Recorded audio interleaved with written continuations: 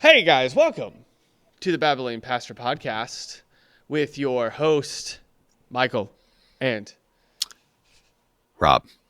Hey, been a while, guys. It's been a minute. We've been very busy. We're just men of busyness over here, with our busy, very important things that we do.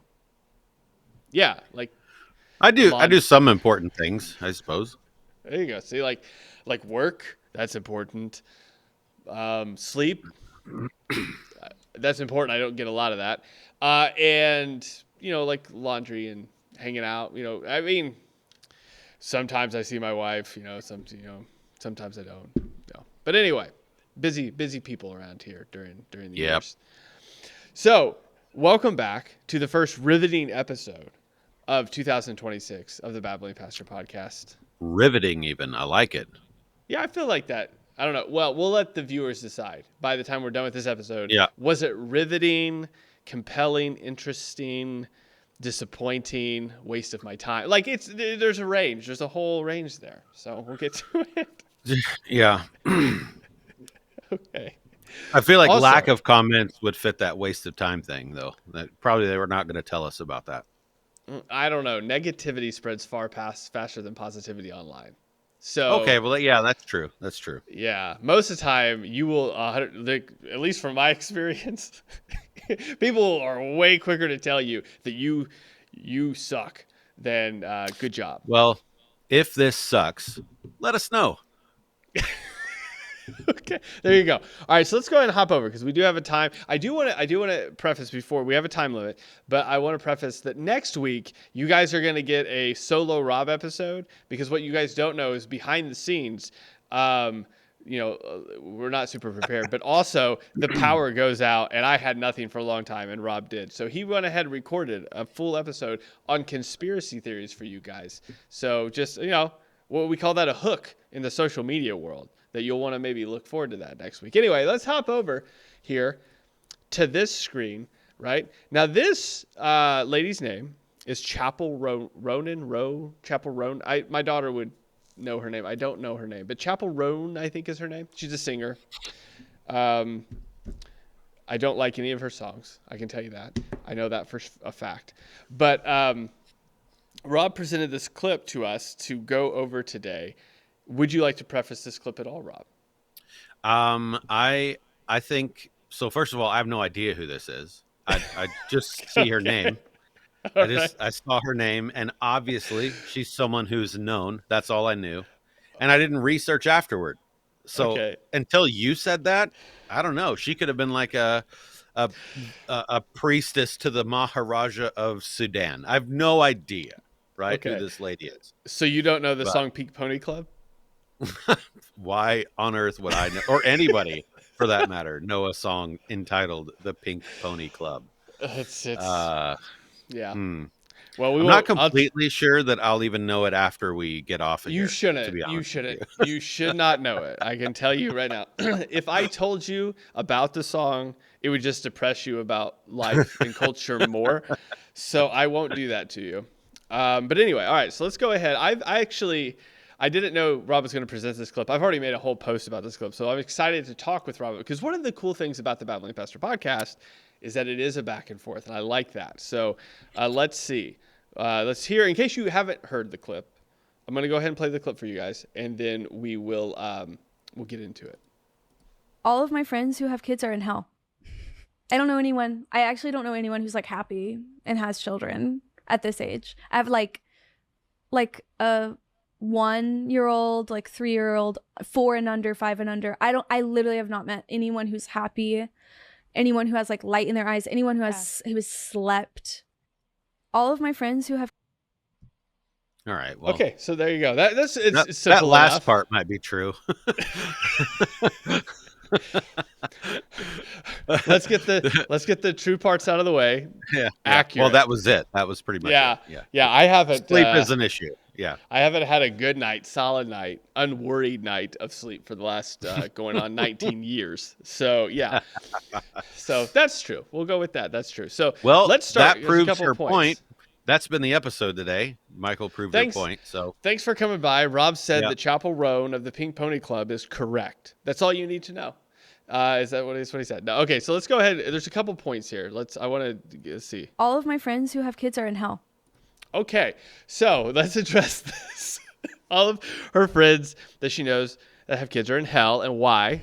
I don't know anyone. I actually don't know anyone who's like happy and has children at this age. I have like, Okay, so that's the initial point, right? If everybody she knows that has children are unhappy, they're unhappy people because like a 1-year-old, like 3-year-old, 4 and under, 5 and under. I literally have not met anyone who's happy. Okay, so there you go. So anyone with small children, you live in a perpetual hell in which you are unhappy. So that's the idea. Now this clip has gone viral. What's your first takes on it? Because I have some input that I think will be interesting. So yeah, my first take when I saw when I ran across this and I thought, wow, that is provocative and interesting. But I actually didn't spend any time thinking about it or thinking through it. So this is all pretty fresh still. Awesome. I forgot Okay. it was a bookmark until you asked me to give you something. So, Okay. but I remember hearing that, and even as I hear it again, I think one of the first things, unfortunately, that pops into my mind is, yeah, that kind of figures that opinion would be out there as one of the major, probably one of the major opinions, one of the major worldly opinions, let's say, in our culture. Because after how many waves of feminism and a whole bunch of other stuff that has come into our culture, I think that the very definitions of and reason for and purpose of a woman, and the it's been so skewed and so mucked up that this actually sounds like more of a confused take than it does anything. Obviously, it's an evil take. It's a selfish take. It's all sorts of other words that we could use to describe that. But I mean, she has no idea what hell is, even though I think she's just being facetious, obviously. And if the idea is hell or happy, right? I mean, that's kind of a crappy way to live your life anyway, because happiness is just fleeting, whether it's a child that's misbehaving or, a flat tire. You know what I mean? Doesn't matter what causes that. Happiness just goes away. So I would say I have seen plenty of women, even in the church, who have I would say are not unhappy, but have unhappy moments and days and even weeks or whatever. But they're also not without joy, which is two different things. So I think that some of the things that she says make sense coming from the typical cultural worldview of our time in America, particularly, where the woman is, you know, her own thing with her own goals, and kids are a weight, a tie down. I can't be me. Like that. That's just kind of the whole thing. There's no there's not even a hint of any kind of biblical understanding in this statement, and I wouldn't expect there to be. Again, like, you expect the world to act like the world, right? But I think that this actually, unfortunately, has made its way also, hints of this anyway, not to this degree, but hints of this same kind of thinking has made its way into the church. So anyway, I'll just stop there and let you jump in and tell me how wrong I am. No. We rarely, if ever, disagree. So one of the things that's true. One of the things that I think is okay. So one of the things I believe I'd have to pull up the post, but I believe I said in the initial post is, I think one of the things that is that you can see sort of track across sort of generations is, what you value. And Yeah. this statement here of like, I don't know anybody that, has kids that isn't in hell. Anybody, at least, I think she does preface like 6 and under, they're just in hell all the time. They don't get any sleep. They don't, it's a bad spot. And I believe, I could be wrong on this one, but I believe this is prefaced or sort of in the question, sort of the question being like, do you want to have kids, that sort of thing.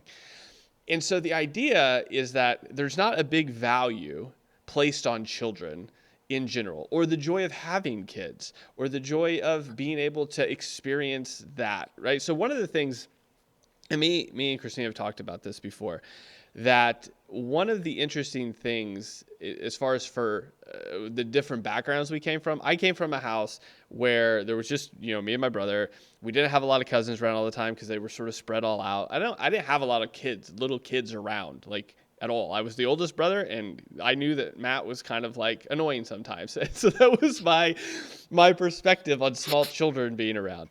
Whereas she grew up in an enormous family. There were babies around all the time. And when those babies grew up, there were just more babies. And so like for her, it was like, yeah, of course there's babies around. Of course the expectation is like, we're going to help take care of them. And of course, like there's always somebody to have fun with and to have around. And that was the idea. I mean, she was babysitting, I think, when she was like 11 or 12. And so that was like an interesting collision of cultures when we started dating. And one of the things she stated, like after we had been married, was she was like, one of the things I looked for was like, how did you interact with like all of the small cousins around? Like, did you get mad? Were you frustrated? And lucky for me, it wasn't a big deal. Like it was just like, it was a new environment for sure. My first experience going to a Sunday afternoon dinner with her, with everyone, was a little overwhelming, but it was still like, it wasn't a huge thing that for me. But it did sort of point to, I think, this cultural thing is like, what did you grow up valuing? If there were a bunch of kids around, like, I think it's just sort of innately taught, this is good. This is helpful. This is a good, beautiful thing to have. This is legacy. This is family. And if you don't grow up with that, whether, it being innately taught that in your family, or if you grow up with that and you see like people not appreciating that, you're going to inherit that one way or the other. Put on top of that something you already mentioned, which is just like the different waves of feminism and the different sort of ideological things that are taught via culture. And like you said, it's not really surprising that this would be the dominant sort of ideal that is being sort of perpetuated right now by both men and women, right? Again, something me and Christina talk about a lot. When I get off of work, all I want to do is come home because my favorite people are here and these are the people I want to hang out with. And so the idea of like, hey, going out with the guys or like, trying to find ways to not come home is an alien thought to me because why would I not want to be here? Why would I not want to hang out with you and, be involved? And I mean, yes, I 100% want to do that all of the time. But again, I think is what you value and your perspective on that. The Christian life is built on this idea of legacy and love. And, we have specifically like how mothers are supposed to lead and how fathers are supposed to lead. And like, what does that look like when lived out well? And the world doesn't have that. The world does definitely have an idea of me and like you said, you were defining happiness and joy. And so it's the idea that happiness is if I'm not having a good time, then this is bad for me. And I need to find something that makes me have a good time. Whereas I think the Christian perspective is that I have a longer view of what happiness looks like, right?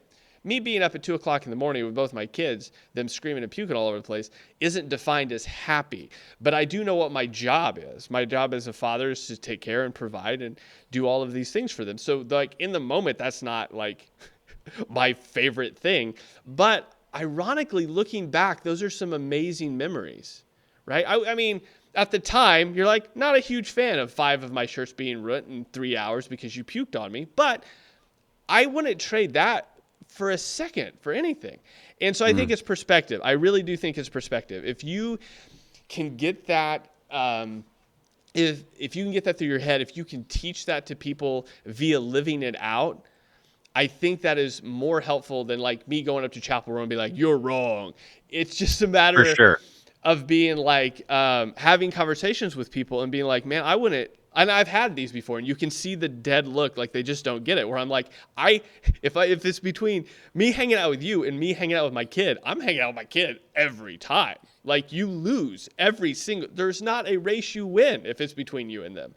And so I think it's just a matter of living that out well. And the unfortunate thing, and I'll shut up after this. The unfortunate thing is, I think I've seen both men and women trade that off, even the people that claim to be Christians and go to church, because of the temporary uncomfortableness of that. And they want like happiness when it's not really happiness. So they'll give up the joy and legacy they could have had for a temporary happiness because they don't really get what that means and what that looks like.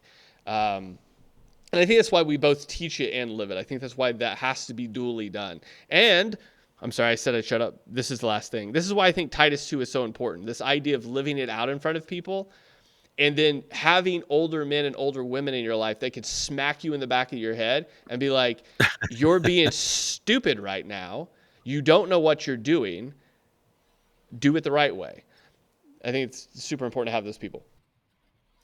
Yeah, when you were talking earlier, it made me think about this episode of Everybody Loves Raymond when Robert, Ray's brother, lets the cat out of the bag. The whole family's in the living room, and they were talking about something else, about how like all of us have to blow off steam so we don't take it out on the loved ones or our loved ones or whatever. And he says like Ray, like when Ray has to drive around the block 4 or 5 times before he can come home and face Deborah. It's like, I while that's hilarious, it's really not. It really isn't the story of the Christian, is it? I think from the very beginning, right? I'll say this first. I think that where I've seen this come into, just as a pastor, in my own congregation and town, I guess, where I've seen this trickle down into the church is, obviously, I don't know anyone in my church who would say this, right? But I think that this has trickled into the church in the sense that there are moms who are stay-at-home moms who either think of themselves as less because of that, or will phrase it like, well, I'm just a stay-at-home mom. And I think that the biblical worldview would have a mom who has children say, well, I'm just an accountant, not I'm just a stay-at-home mom. One of those is far superior to the other. And so I think that, of course, this comes from wave after wave of feminism, particularly toward women and moms who are dealing with this. Again, other cultural things as well, but the scriptures, it begins, as far as God interacting with humans, with, made in my image, be fruitful and multiply, right? I mean, that's how the whole thing starts. And as we read in the scriptures about the glory of the Lord covering the earth as the water covers the sea, well, that's how that happens, right? Be fruitful and multiply, the image of God being recreated over and over and over again. And as many of those image bearers are redeemed, even all the better that glory of the Lord rolls over the earth, right? And so I think instead of seeing, we just did a child dedication last week at church, and I always read, and I'm going to be preaching on parenting here in just a couple of days from Proverbs, and always, right? Proverbs 22:6, right, is this taken as a promise when it ought not to be, but nevertheless, really important, train up a child in the way that they should go. And when they're old, they won't depart from it. Like this is the mandate for people, in so much as you're able to be married and the Lord sees fit to do that. And then in so much as you're able to have children and the Lord sees fit to put you in that position, you ought to, right? It ought to be a thing. Now the Lord creates singles and keeps them single. Obviously that's true. And there's a very helpful place for them in the church and in the kingdom and kingdom work. But insofar as we're thinking about the norm ought to be, meaning the vast majority of Christians, if physically able, ought to marry and have children, right? While the world it reflects this Chappell Roan kind of way of thinking, the world reflects this, and they either marry the same sex and aren't able to have children, or they're busy killing their offspring before they're born. All we have to do is outbreed them and train them in the scriptures. Like it legitimately is not rocket science to have the world be a better place. A little bit, I think, but yeah, I think this is unfortunate, and I try to I know just in my own personal ministry here, I try to make it a more normative way of thinking that, like, yes, being a stay-at-home mom is difficult. There are days when it sucks, right? I mean, that's just true. There are days that it's very hard in different stages. It's harder than in other ways, right? But there is nothing closer to what you're made for. There's nothing closer to what to the purpose that the Lord has for you. And there's like the mother trains the children. I mean, I have to be here, right? Like I have to work, and dads have to go work. And so mom, you just can't stress the importance of that role. And so I think that this just it is it's a reflection of our incredibly self-centered culture. Everything is about pleasing me, and when I'm not pleased, when I'm put out, when I have to be uncomfortable, to use a word that you used, then something's wrong.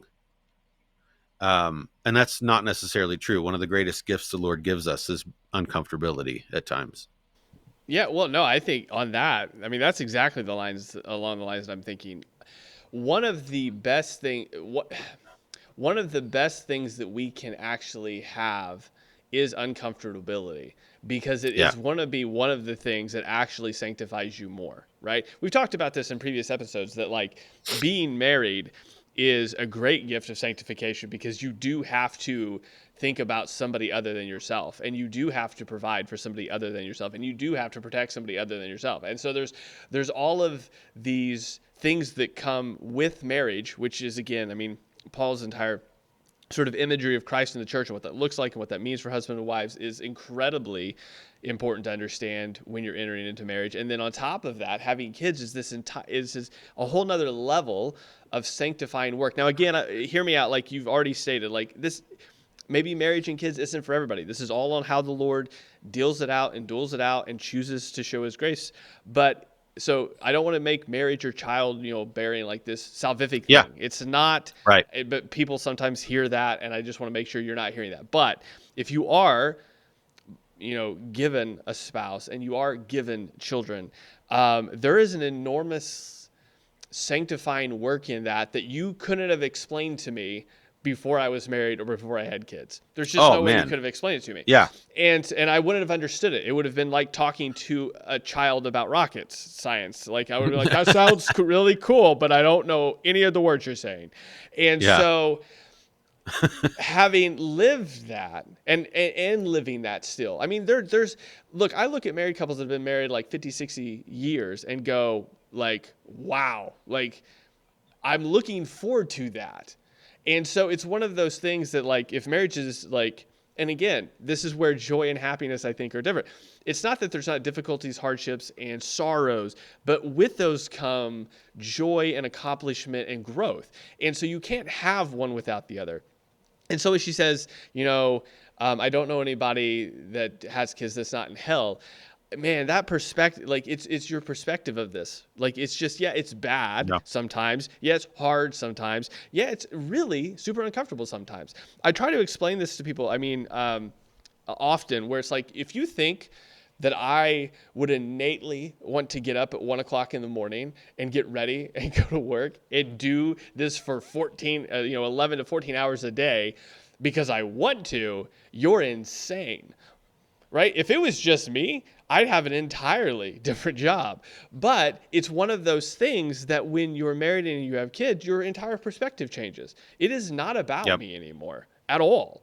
It is completely about them, and you are going to put yourself in uncomfortable situations and positions in order to make sure that they're protected and provided for. And that's the same thing even with your kids. My daughter brought up an interesting thing the other day because some of her friends at college, I guess, were talking about this because it was an online thing. I've not heard of it, but apparently it's a thing. And it's how you rate. Like, do guys put their moms before their wives or their wives before their moms? And do the kids come before the wives? And it was this whole interesting thing. And I said, I'm letting you guys know right now, your mom wins before you every time, but you win before Yep. everybody else.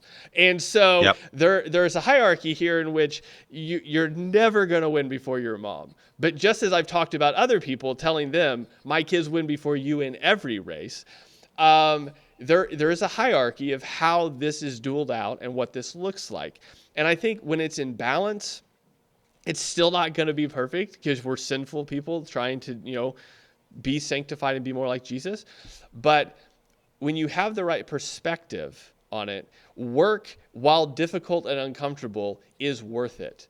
While marriage sometimes is, and I say this like because I don't think my marriage is difficult and hard, but I know people that think it is, and it is Yeah. for them. But even in that, it's worth it. Having kids, being up, like, look, you are going to fight with them, you're going to argue with them, you're going to yell at each other. It's worth it. It is, because if you have the right perspective of this is what God has ordained for life to look like in a sinful fallen world, and even have redemption and reconciliation in it, you can look at it and go, man, this is 100% worth it. Yeah, I'm tired, but man, you want me to hang out with you? Let's go. I don't want to see that movie. You do. Let's go.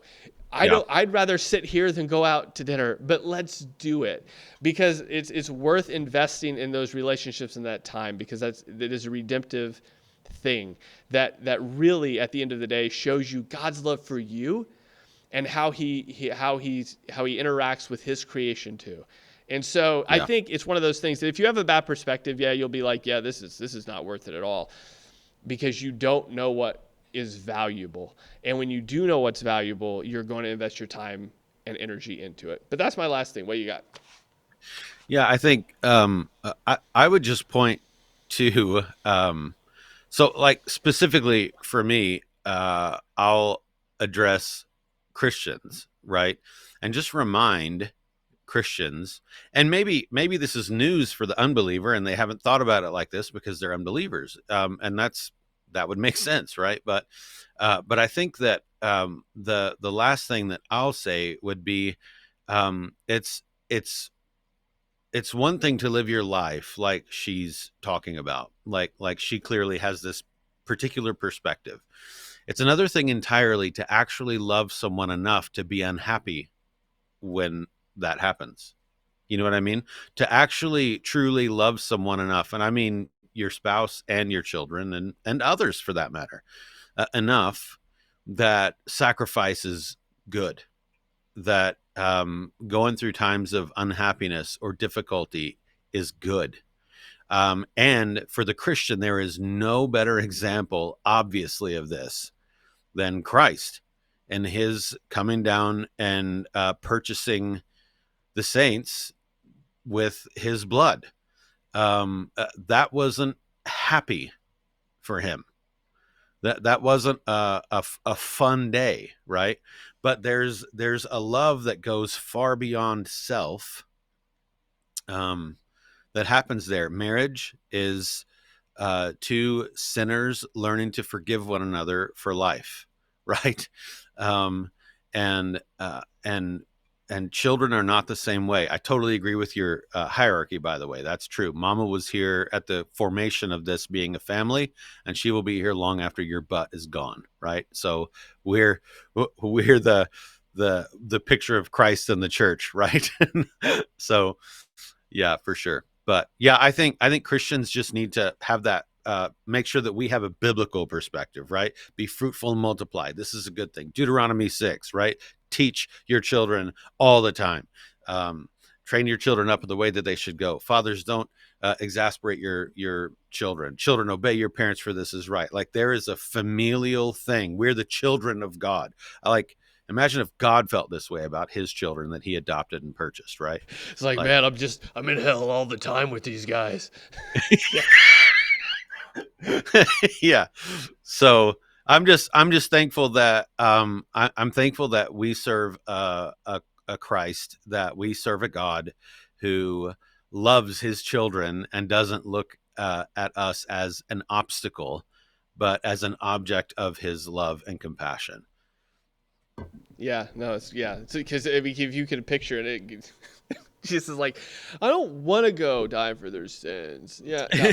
Yeah, But, come on, Dad. Come on. It's not Yeah. how it is. Yeah. Anyway, guys, thank you for sticking around for this episode of the Bible Pastor Podcast. If you liked it, let us know. And if you hated it, I don't even have to tell you to let us know. You've already let us know. Thanks for being here. Look forward to next week's episode, Rob's solo episode on that. And we'll talk to you later. Goodbye. The Babbling Pastor Podcast.